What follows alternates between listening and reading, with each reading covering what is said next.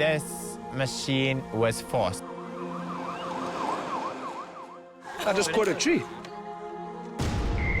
I'd like to say that we worked perfectly, but you could just imagine conflict. Just calm down.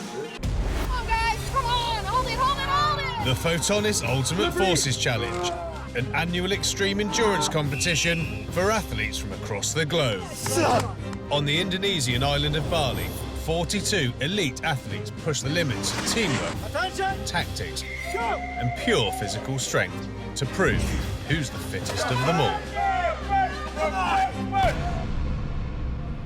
On this last challenge, the teams found themselves fight their way up and down a waterfall.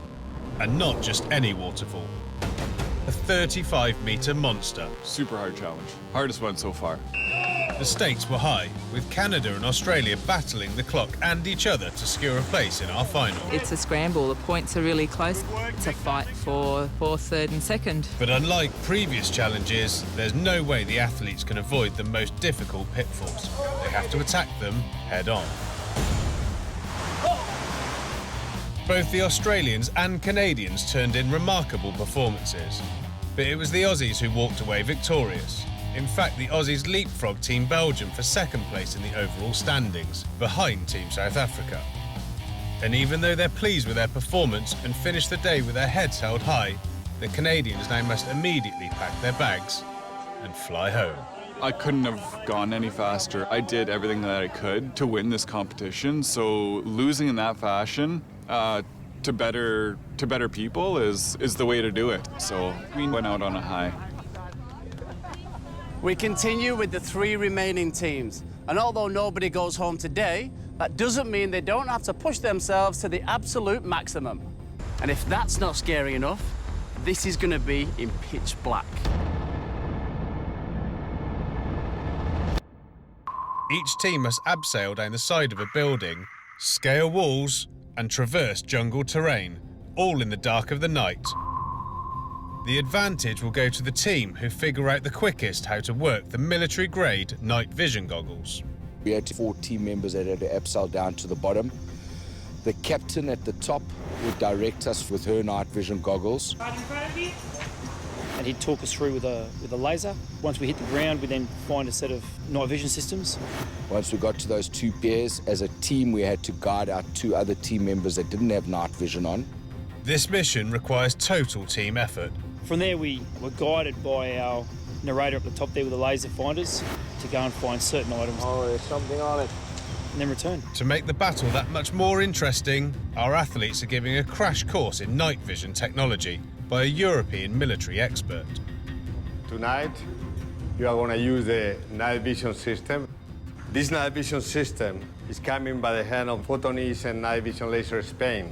With this technology, you will be able to see even with light or whatever. You will have as well a very good distance capacity for detection, recognition, identification. Are you ready to go? Yes. There is going to be very, very dark in the area. Good luck. The final preparations are made for the first team to make the jump, the winners of today's first leg, South Africa. While they're the strongest team in the UFC, tonight they feel they're at a disadvantage. You always go into an obstacle having a lot of tactics. We couldn't plan around this obstacle. There was no tactic. Once we were in it, we were just winging it. With only 5 members of each team competing, Celeste is only too happy to bow out. I'm really happy that I don't have to do it, because when I got here and I looked down, I almost peed. So I'd much rather just be watching from here.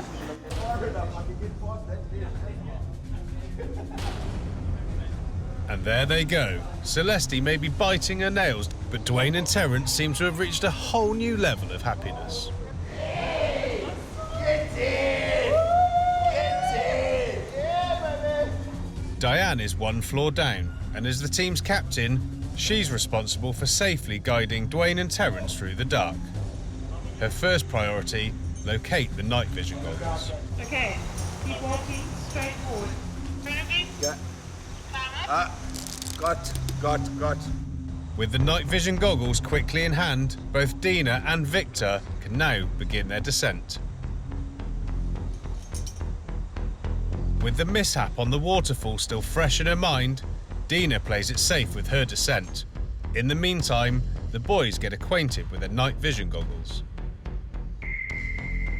I've never worn night vision goggles before, so it was a very new experience for me. The difference it makes is absolutely incredible. It literally makes the nighttime look like daytime. You can see everything, you can see exactly where you're going, you've got good depth perception. With Dwayne and Terence playing with their new toys, Victor makes his way to the meeting point. Once there, he and Dina will be blind in the dark and have to rely on Dwayne and Terence to guide them safely through the forest. That's when you realise how good those goggles actually work, is when the guys behind you are falling all over the place and you're just walking 100%. The two objects they are searching for are hidden deep in the jungle. Without the help of spotter Diane, they have absolutely no chance of finding them. Once in the jungle, however, things quickly get ugly. Our communication wasn't exactly 100%. We were all trying to talk over the channel at the same time. Yeah, go forward, forward, forward. No. Got the first. Further along the path, they locate the second item, which the team wrongly assumes is the second item. Why on earth they think a random piece of plastic is a valuable find proves how the darkness can do crazy things with your mind. Captain, do we take what we have found or do we leave it? It's a plastic bag stapled to a tree. Look what's inside it. Okay. It's empty. We need to know if this is the second thing or if we need to continue looking over. Bring the second thing that you found, but keep looking. Diane is pretty sure the team hasn't found the second object, My right. Go forward, forward, forward. No. but poor communication and some stubbornness result in the ground team completely ignoring the orders. I'd like to say that we worked perfectly, but if a male gets to wear the goggles and the lady can't see anything, you could just imagine some conflict. It's going to be automatic. And maybe looking back, the lady should have worn the goggles for a bit more security, and then there would have been a whole lot more talking. Have you got 2 items? No, we've got one. No, we've got 2. The one's right, the other one's a plastic bag. Finding a plastic bag isn't their objective, but Terence, usually so sure of himself, seems overcome by doubt. You speak. Press the button, wait a second. We just sort of made the most of it. Beg your pardon? We need...